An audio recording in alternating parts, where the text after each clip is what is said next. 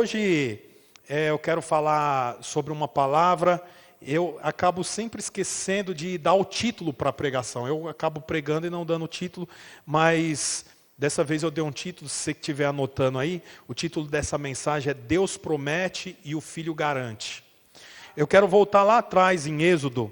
Você conhece muito bem a história quando Moisés é convocado, chamado pelo Senhor, para que ele pudesse estar à frente dos hebreus que estavam até o momento sendo escravizados pelos egípcios, por Faraó mais pontualmente. Então o Senhor chama ele e fala, olha, você vai lá e fala para Faraó liberar, não é mais para prender o povo. Você vai lá como uma ferramenta.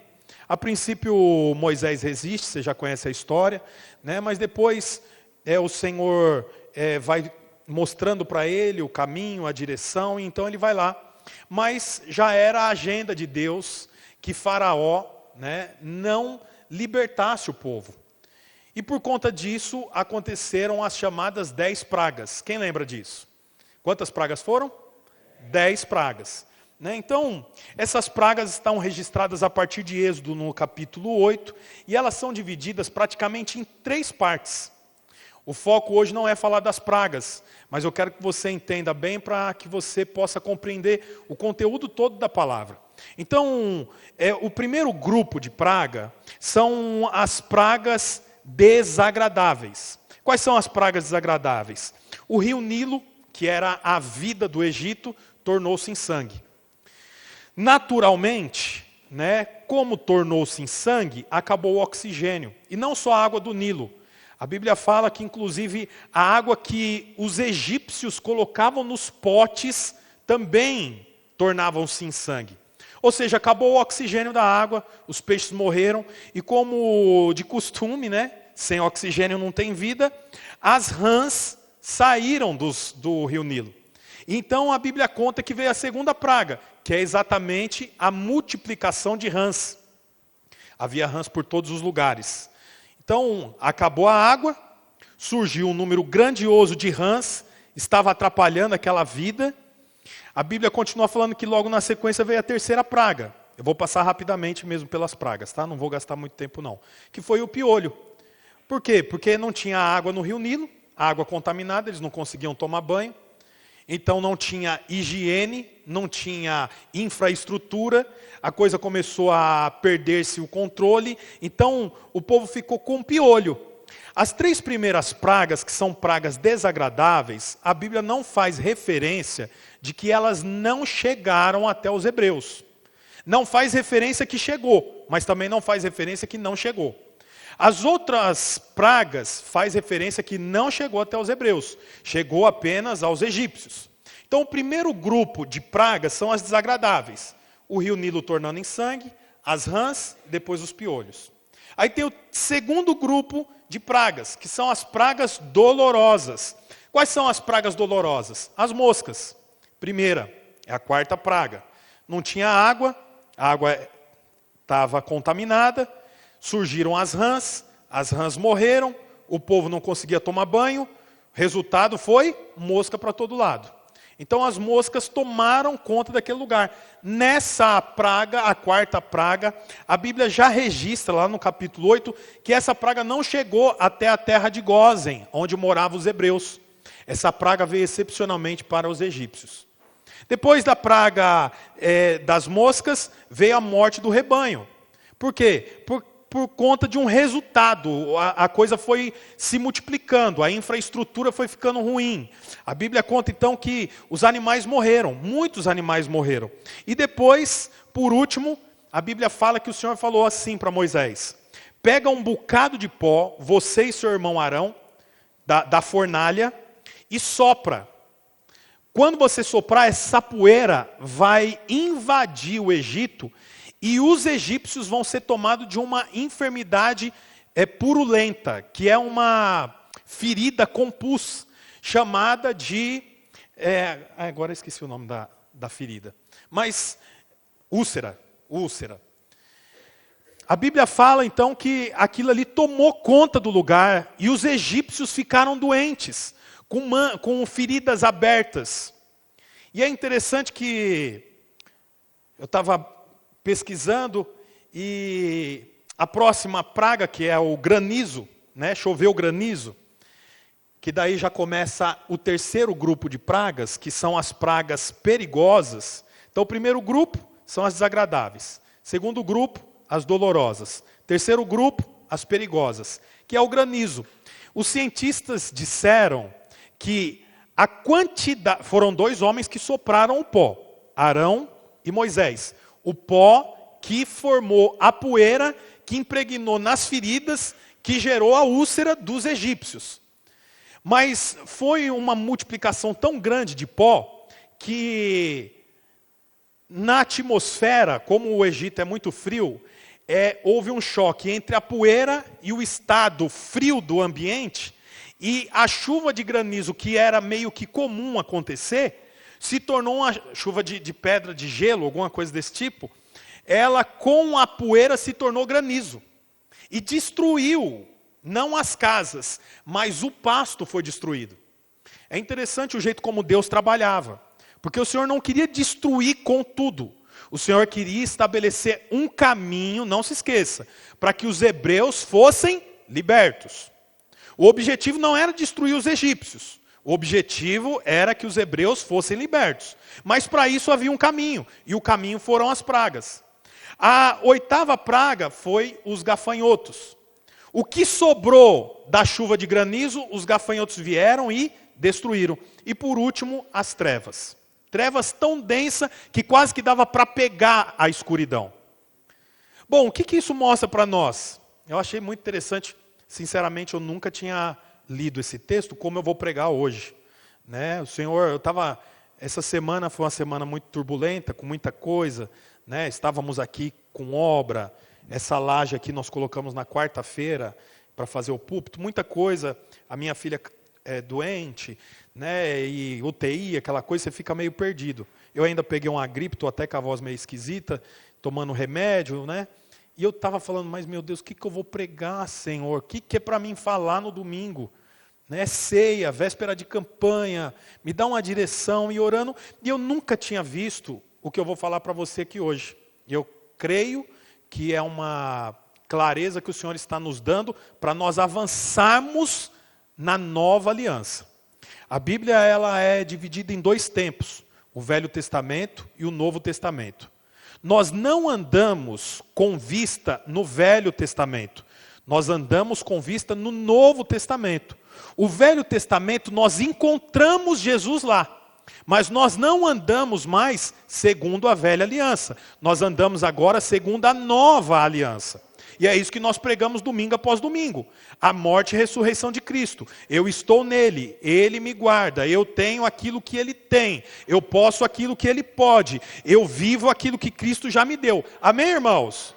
Nós cremos e pregamos isso domingo após domingo.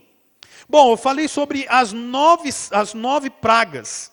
3 grupos. As pragas desagradáveis, que aparentemente também chegaram aos hebreus. Coisas desagradáveis vai acontecer com o povo hebreu. Nós somos o novo povo hebreu. Coisas desagradáveis vão acontecer conosco, como eu acabei de falar, sobre uma semana ruim que eu tive. Coisas dolorosas podem acontecer, mas você está em Cristo, você não precisa viver isso. E depois as últimas pragas, as perigosas, mas nenhuma das 9, por mais dolorosas que foram, fez com que o povo fosse liberto.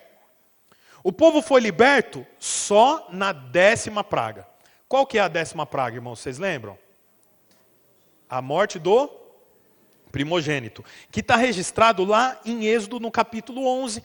E agora eu vou ler para você a Bíblia aqui. O momento em que Moisés vai até Faraó e fala a 10ª e última praga. Porque Deus falou para ele. O Senhor ia dizendo, vai lá e fala que vai acontecer isso. E assim era. Vai lá e diga que vai vir piolho. E assim era. Vai lá e diga que vai vir uma chuva de granizo. E assim era. Até que o Senhor falou, vai lá e fala que vai ser a última vez que Faraó vai ver a sua face. Que foi a 10ª praga. Eu vou ler o capítulo 11, a partir do versículo 4, que é quando Moisés vai falar com Faraó. Você pode acompanhar aí junto comigo. Diz assim, ó. Disse, pois, Moisés a Faraó, assim diz o Senhor, por volta da meia-noite, passarei por todo o Egito. Todos os primogênitos do Egito morrerão, desde o filho mais velho de Faraó, herdeiro do trono, até o filho mais velho da escrava, que trabalha no moinho. E também todas as primeiras crias do gado. Haverá grande pranto em todo o Egito, como nunca houve antes, nem jamais haverá. Entre os israelitas, porém, olha que interessante. Entre os israelitas, porém, nem sequer um cão latirá contra um homem ou animal. Então vocês saberão que o Senhor faz distinção entre o Egito e Israel. E a Bíblia fala que foi isso que aconteceu. O Senhor falou com Moisés, Moisés foi lá e falou com o Faraó. Faraó ouviu, mas não deu crédito. Agora no capítulo 12, no versículo 3, Moisés, que já falou com o Faraó, agora vem falar com os hebreus. Eu estou só contando a história para você. Vai acompanhando comigo a história. Então lá no capítulo 12, versículo 3, diz assim, diga toda a comunidade de Israel. No capítulo 11, Moisés foi falar com Faraó. No capítulo 12, Moisés vai falar com toda a comunidade de Israel. E ele diz assim, diga a toda a comunidade de Israel que no 10º dia desse mês, todo homem deverá separar um cordeiro ou um cabrito para a sua família. Um para cada casa. Se uma família for pequena demais para um animal inteiro, deve dividi-lo com o seu vizinho, mais próximo, conforme o número de pessoas e conforme o que cada um puder comer. O animal escolhido será macho, de 1 ano, sem defeito, e pode ser cordeiro ou cabrito. Guardem-no até o 14º dia do mês, quando toda a comunidade de Israel irá sacrificá-lo ao pôr do sol. Passem então um pouco do sangue das laterais e nas vigas superiores da porta das casas, nas quais vocês comerão o animal. Naquela mesma noite, comerão a carne assada no fogo com ervas amargas e pão sem fermento. Não comam a carne crua, nem cozida em água, mas assada no fogo. Cabeça, pernas, vísceras. Não deixe sobrar nada. Até pela manhã, caso isso aconteça, queime o que restar. Ao comerem, estejam prontos para sair. Cinto no lugar, sandália nos pés, cajado na mão, apressadamente. Essa é a Páscoa do Senhor. Então, Moisés vai lá e fala para Faraó: hoje é a última vez que você vai me ver. O anjo da morte vai passar e todos os primogênitos vão morrer. Mas do povo hebreu não vai acontecer nada. Não vai se ouvir um cachorro latino. Mas aqui os primogênitos vão morrer. Ele vai lá para os hebreus e fala para os hebreus: é o seguinte, hoje nós vamos embora.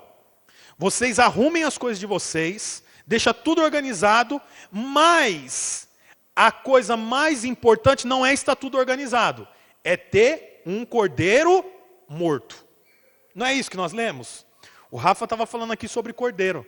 É interessante, por quê? Porque o Senhor falou para Moisés e Moisés falou para os hebreus: vocês, para sair, não é só ter a mala, não é só ter a organização. Vocês precisam matar um cordeiro, pegar o sangue do cordeiro, passar no umbral das portas. Todo mundo sabe o que é o umbral das portas, na lateral e na parte de cima. O sangue do animal que você matar, você passa. Pega o animal, assa o animal por completo. Todos da casa devem comer do animal. Se a sua casa for uma casa pequena, não mata um animal só para você, chama mais alguém e senta junto com essa pessoa. Come a noite inteira. Quando chegar de manhã, se sobrar alguma coisa, você queima, porque é para ser consumido por completo. Você sabe, quando eu estava lendo esse texto, que foi quando eu dei o tema para essa palavra, nas 9 pragas, Deus promete, sim ou não? O que Deus promete? Que o povo vai ser liberto. Sim ou não? Deus promete desde a primeira praga. Desde antes da praga o Senhor já prometia. Mas você não vê sangue derramado em nenhuma das pragas. Não tem sangue derramado com o rio Nilo. Não tem sangue derramado com as moscas. Não tem sangue derramado com as rãs. Não tem cordeiro morto em nenhum momento. Mas é interessante, na última praga. A última praga, a Bíblia fala que o cordeiro tinha que ser morto e o sangue tinha que ser coberto a casa. Sabe o que isso mostra para mim? Que Deus promete, mas quem garante é o sangue do Filho. Você sabe, não adianta você conhecer tudo sobre Deus se você não for banhado pelo sangue do Cordeiro. Tem muitas pessoas que amam a Deus, mas não reconhecem Jesus como Senhor e Salvador. Você sabe, é um grande desafio reconhecer o Senhor como Salvador. Por quê? Porque só precisa de um Salvador quem está se afogando. Você mergulha numa piscina e você sabe nadar. Você precisa de um Salvador? Não. Você precisa de uma boia? De um salva-vidas? Mas se você está se afogando, você precisa. Só que é uma grande dificuldade alguém reconhecer algo. Então você sabe, as pessoas até reconhecem Deus, mas têm dificuldade de reconhecer o sangue do Cordeiro. E quem garante a libertação por completo é o sangue. A Bíblia conta que então naquela noite específica, o anjo da morte veio passando em toda a área do Egito. Toda a área do Egito. E o anjo olhava o umbral. Aonde tinha sangue, ele não entrava. Não é aonde tinha pecado ou não pecado. É aonde tinha sangue. Você vê que interessante. As outras 9 pragas Deus prometeu. Mas o sangue não garantiu. O filho não estava lá. Nós já sabemos. O cordeiro morto aqui, na Páscoa, é um tipo de Jesus. Amém, irmãos? Os irmãos já sabem disso. O cordeiro aqui não era apenas um animal, era um símbolo messiânico do que Jesus faria. Portanto, quando há sangue derramado, há garantia. Você não precisa só de promessa. Perdão, deixa eu refazer a frase. Não é apenas a promessa, você precisa da promessa mais a garantia. A garantia não está no poder da sua mão entre fazer o certo e o errado. A garantia está no sangue derramado por Jesus. Você vê que interessante. Os hebreus saíram, e eles saíram animados, contentes. Até porque uma das ordens era, vai pela casa dos egípcios, que já está preparado dos egípcios para vocês uma oferta. Ouro, prata, roupas festivas. Então os hebreus que eram escravos, passam nas casas dos egípcios, e os egípcios dão coisas para eles, e eles vão em direção a Canaã. Mas passado algumas horas de caminhada, eles têm um mar pela frente. E naquele momento eles já começam a reclamar. Então você percebe que os hebreus não eram um povo fácil de lidar. Os hebreus eram um povo difícil. A fé deles estava adormecida, porque eles estavam como escravos por mais de 400 anos. Eles perderam as características deles. Então você percebe que a garantia da morte não entrar dentro da casa dos hebreus, não era a conduta que eles tinham, mas era o sangue que estava na porta. Por isso a importância de nós reconhecermos o sangue do Cordeiro sobre nós. Se nós não tivermos clareza de que nós fomos lavados pelo sangue do Cordeiro, não é a nossa conduta que vai nos trazer libertação. A gente se ilude, é uma ilusão, de que é possível contar a quantidade de pecado que nós cometemos durante um dia, para que quando chegue no final do dia a gente se arrependa dos pecados que nós contamos. Então em algum momento você foi estúpido com alguém, aí você, igual aqueles filmes antigos que a pessoa ia contando quantos dias estava preso, fez um risquinho. Ixi, preciso lembrar disso quando eu for deitar. Aí você foi fazer uma ultrapassagem, a pessoa te fechou, você falou um palavrão. Motorista de aplicativo passa por isso toda hora. Outro risquinho. Preciso lembrar disso à noite. Aí você passou por uma moça com uma roupa mais atraente, você olhou o segundo. Você sabe o que é o segundo, né? O primeiro segundo é quando você olha, porque chamou a atenção. O segundo é quando você olha e fala, nossa, eita laia. Aí você olha o primeiro, o segundo e depois volta. Ai, 3. Então vamos lá, eu tenho que pedir perdão. Fui estúpido, xinguei no trânsito e olhei o corpo da mulher com pensamentos impuros. Beleza. Então a gente pode se iludir achando que no final do dia eu me arrependo de todos os pecados e estou branqueado novamente. Mas tem os pecados que você não dá conta nem de contabilizar. Como pensamentos, desejos. Então, eu não tenho, ouça isso, eu e você não temos condições nem de pedir perdão por todos os pecados que nós cometemos ao longo do dia. Sabia disso? E não adianta também pedir perdão no atacado.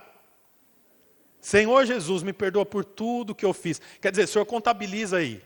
Vê aí o que eu fiz, o Senhor já vai me perdoando. Não adianta. O que adianta? Adianta eu ter clareza de que Deus promete, mas o que garante é eu estar lavado com o sangue do Cordeiro. Eu sou uma nova criatura. Eu sou uma nova pessoa. Eu não ando mais por aqueles caminhos que eu andava. Então, você vê que interessante que as 9 pragas não foram suficientes para garantir a libertação. Mas quando o Cordeiro morreu, a libertação chegou. Instantaneamente. Mas é interessante, até quero ler mais um versículo com você para te mostrar o que era o Cordeiro. O Cordeiro não era só mais uma lacuna a ser preenchida. A 10ª praga não era a 10ª praga para dar as 2 mãos cheias. O Senhor não trabalha com 9, com 8. Não. Era diferente a 10ª praga. Por quê? Porque a 10ª praga não diz só, preste atenção nisso, a 10ª praga não diz respeito só à destruição dos egípcios, mas diz respeito à construção dos hebreus. As 9 pragas está relacionada ao quê? Destruição dos egípcios. Destruição do pasto, destruição da água, destruição da higiene, destruição dos animais. Era isso. Você não vê construindo exatamente alguma coisa nos hebreus. Mas quando o cordeiro é imolado, não está relacionado à destruição dos hebreus, está relacionado à construção dos hebreus. Perdão, não está relacionado à destruição dos egípcios, mas está relacionado à construção dos hebreus. Que agora os hebreus sabem que existe um cordeiro que reme os pecados.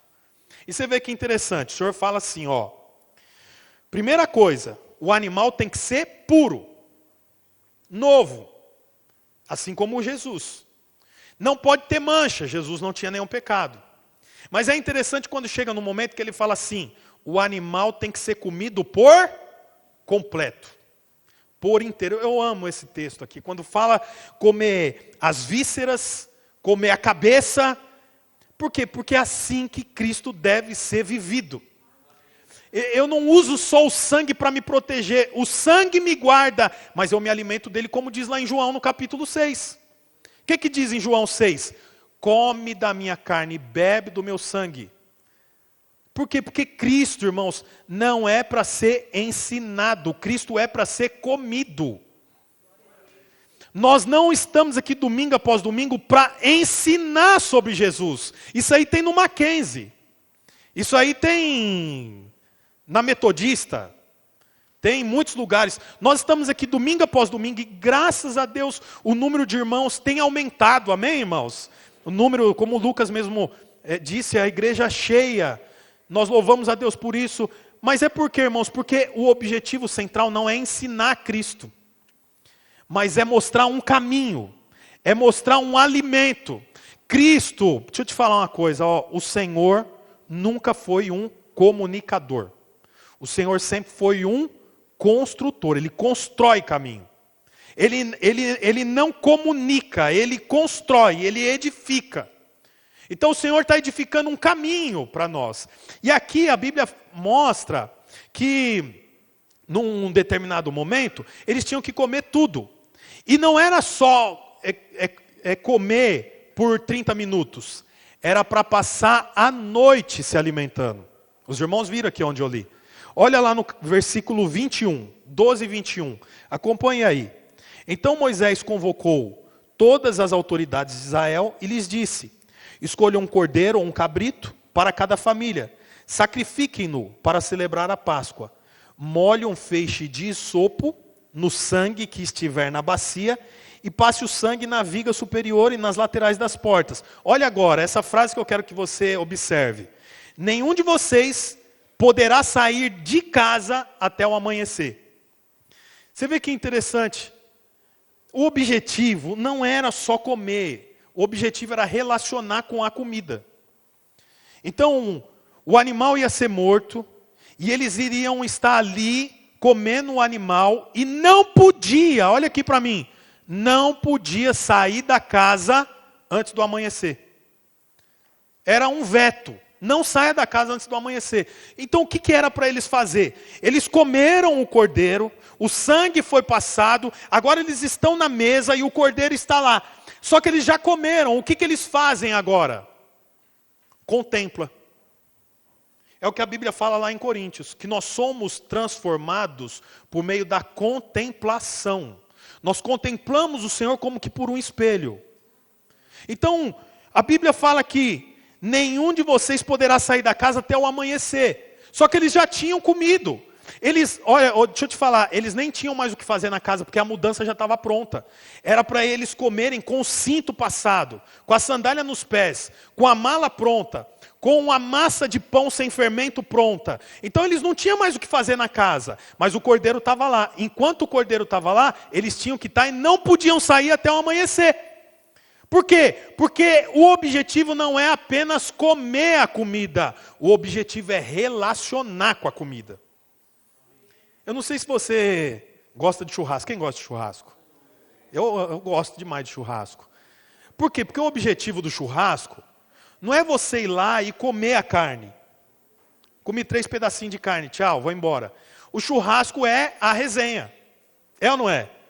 É o refrigerante, come a carne, come a linguiça, pega o pão de alho, volta um pouquinho. Os homens, né, que comem muita salada, né, fica comendo salada, as mulheres comendo carne, né. Aí os homens vão lá e faz aquele pratão de arroz, né. Então, não está saindo o som do teclado aqui. Alguém está vendo isso aí para mim, por favor? Então, você vê que o Senhor falou, nenhum de vocês poderá sair da casa até o amanhecer. Por quê? Porque o objetivo é esse. Eu gosto muito de uma passagem, já estou caminhando para o final da palavra, que o Senhor fala assim para Gideão. Gideão era um general, foi levantado como um general, um juiz. E ele fala assim, ó, vai contra um povo, vocês são só 300. Ou melhor, era 30 e poucos mil. Vai contra o povo que está se levantando contra vocês e vença. Gideão fala, mas o exército contrário é muita gente. Eu tenho só 30 mil pessoas. O Senhor fala assim para ele, então faz o seguinte. Grita aí do meio desse povo. Quem está com medo, volta para casa. Voltou 10 mil. Ele ficou com 20 e poucos mil. Ele falou, mas Senhor, eu pedi para você me ajudar. O Senhor falou que era para mim gritar, foi embora um monte. Aí ele fala, então tá bom. Então manda agora o povo tomar água no rio. Aqueles que tomarem água como um cachorro, você manda voltar. Como que cachorro toma água? Ele abaixa a cabeça e ele molha no máximo a boca, a língua, o bigode. Esses que tomam água desse jeito, você manda voltar. Qual que é o jeito contrário de tomar água, não sendo como cachorro? Pega a água na mão, sim ou não? E traz a água até a boca. Só que quando você faz isso, o que acontece com a água? Ela escorre. Escorre pelo braço, pinga no cotovelo, molha a boca, a água cai na garganta, no pescoço, molha o peito. Sim ou não? Você vê que interessante, o Senhor falou, eu só quero homens para lutar que esteja pronto a relacionar com a água. Não é homem para tomar água, é homem para deixar a água cair por ele. Então, é da mesma forma o cordeiro. O cordeiro não é para ser comido no domingo, sentado na mesa. O cordeiro não é para algum momento, o cordeiro é para ser relacionado. Por isso que nós fazemos campanhas de 21 dias. Por quê? Para que os irmãos possam relacionar com o cordeiro. Você sabe, nós somos um povo adaptativo. Nós nos adaptamos a qualquer coisa, boa ou ruim. Quando nós tiramos o nosso corpo, nós tiramos a nossa rotina, algo acontece. 21 dias, indo na casa de alguém, orar, ler a Bíblia, fazer comunhão. Isso aqui muda algo na vida das pessoas. Por quê? Porque está comendo do cordeiro junto com as pessoas. Era para você falar amém. Ah, e se a casa for pequena, junta. É exatamente o que nós fazemos. Nós nos ajuntamos. E você sabe, acontece algo tão tremendo aqui. O que aconteceu com os egípcios? Ou melhor, o que aconteceu com os primogênitos dos egípcios? O que aconteceu, irmãos? Morreram. Sim ou não? Porque não creram no sangue. Tanto os primogênitos homens, né? Mulheres, como os animais também. Os primogênitos todos morreram. Portanto, os egípcios ficaram sem os seus primogênitos. Sim ou não? E os hebreus? Ficaram com os seus primogênitos? Sim ou não? Vou mostrar para você que eles não ficaram com o primogênito. Abre a sua Bíblia no capítulo 13, Êxodo 13. Êxodo 13, versículo 1. Disse o Senhor a Moisés: consagrem a mim todos os primogênitos. O primeiro filho de Israel me pertence. Não somente entre os homens, mas também entre os animais. Olha, eu achei tão gracioso isso, porque o Senhor falou assim, passa o sangue no umbral. Quem não tiver sangue no umbral, o primogênito morre. Você vai deixar de ter o primogênito junto com você. Os hebreus, então, eles pensam o quê? Então para nós está bem. Nós não perdemos o primogênito. Né? Dá até vontade de rir dos egípcios. Olha só como é que nós estamos bem, hein? Que pena, vocês perderam o primogênito. Mas não é isso que acontece. Por quê? Porque no capítulo 13, o que o Senhor fala? Os primogênitos que não foram mortos não é de vocês, é meu. No final das contas, irmão, tudo é do Senhor. É tudo dele. O Senhor nos dá para nós cuidarmos, mas é dele. É muito ruim quando o hebreu fala assim, mas eu matei um cordeiro, pus o sangue lá para mim ficar na posse do primogênito, agora o Senhor vem tirar? Por quê? Porque ele não está entendendo que tudo é do Senhor. Você sabe, irmãos, é muito triste quando nós retemos o que é do Senhor, o que é para Ele. É muito triste quando eu não entendo que a minha vida é do Senhor. Portanto, se a minha vida é do Senhor, tudo que eu tenho é dele também. O meu tempo é dele. A minha vida é dele. Então, você sabe, como eu estou dizendo, nós estamos às vésperas da campanha, 21 dias de jejum. Deixamos de comer. Nos habilitamos 21 dias inserido na palavra, lendo, buscando, live, oração nas casas. Mas alguém pode falar assim, não, mas eu já fiz muito. Eu tenho o meu tempo, é o meu hebreu, é o meu primogênito. É do Senhor, entrega para Ele, porque você não vai se arrepender. Era para o amém ser mais forte. Talvez os irmãos não entenderam por completo. Mas eu só quero que você entenda que tudo é dele. E eu não estou falando aqui porque o meu objetivo as casas estão pouca gente reunindo. Não, eu só estou pregando aqui para que você entenda que nós somos lavados pelo sangue do Cordeiro, guardado por Ele, e tudo que nós temos é dele, é para Ele. Põe para mim, por favor, Mateus 17, 25. Diz assim. Mateus 17, 22. A partir do 22. Melhor, do 20. Certa vez, tendo sido interrogado pelos fariseus sobre quando viria o reino de Deus, Jesus respondeu, o reino de Deus não vem de modo visível, nem se dirá, aqui está ele ou lá está, porque o reino de Deus está entre vocês. Depois disso, seus discípulos depois disse aos seus discípulos, chegará o tempo em que vocês desejarão ver um dos dias do Filho do Homem, mas não verão.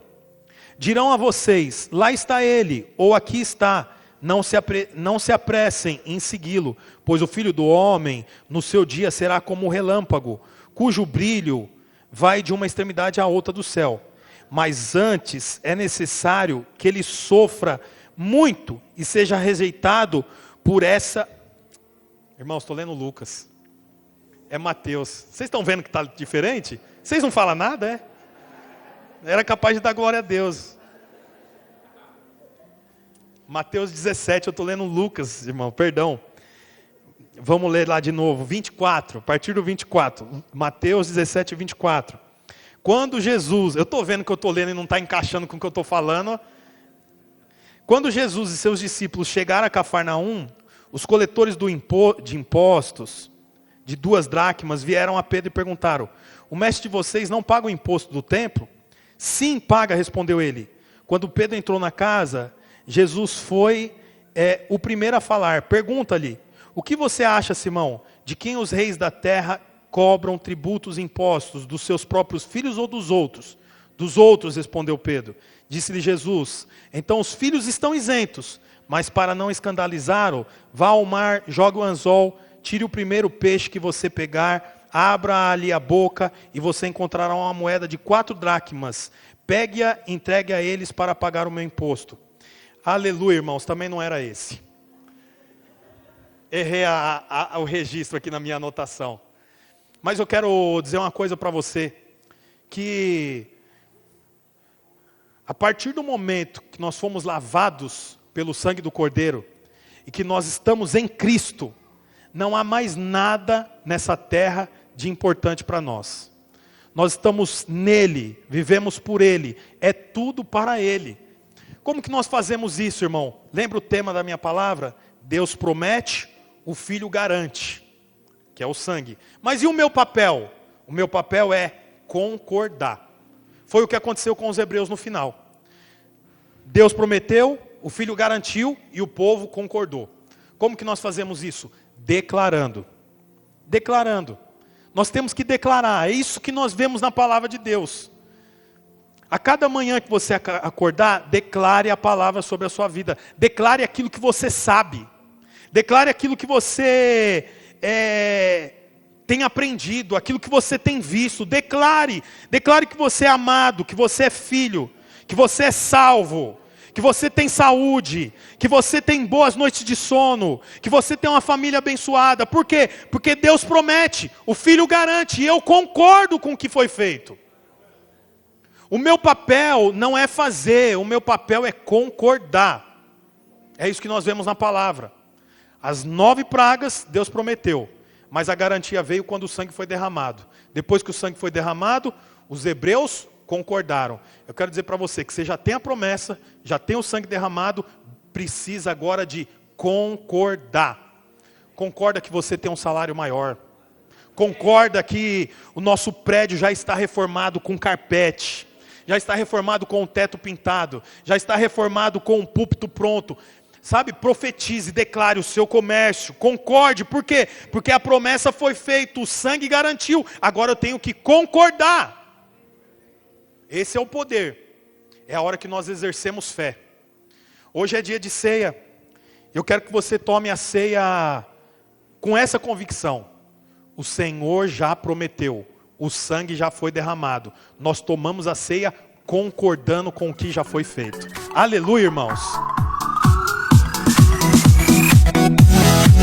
Olá, você acabou de escutar mais uma de nossas pregações.